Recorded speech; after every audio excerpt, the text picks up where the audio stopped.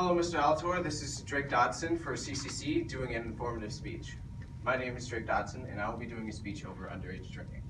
One of the biggest dilemmas that teenagers face when they grow up is deciding whether or not they should drink. Growing up, we are told that alcohol is bad and that we should never consume it. However, as we continue to grow up, our perspectives may change. You might see advertisements of alcoholic beverages, you might see movie characters that drink, and you might even see your friends and families consuming alcoholic beverages. This makes it easy to see why many teenagers eventually choose to drink alcohol despite being under the legal age. If you did not already know, the legal age for drinking in the United States is 21, which means anyone under the age of 21 is breaking the law if they decide to consume alcohol. However, there are exceptions to this rule, as anyone who decides to drink with a parent can legally do so. However, this is not the route that many teenagers decide to choose. According to the National Survey on Drug Use, 20% of teenagers in the age of 12 to 20 have consumed alcohol, which is about 1 in every 5 teenagers.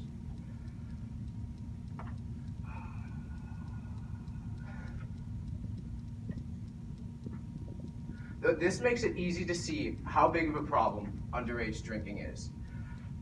Now, what leads teenagers to underage drink?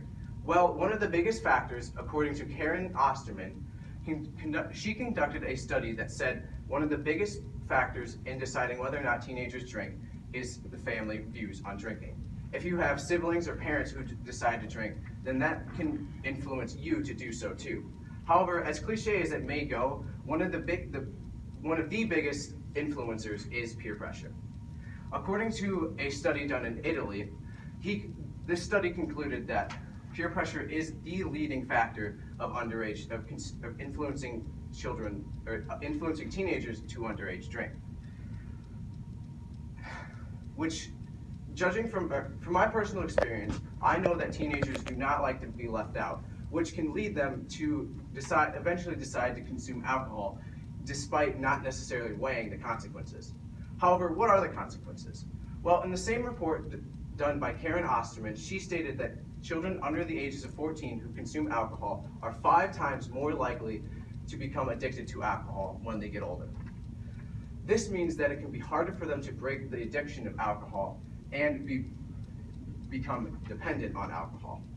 It is also many teenagers are drinking purely to become intoxicated, which can lead to poor judgment and poor reaction times.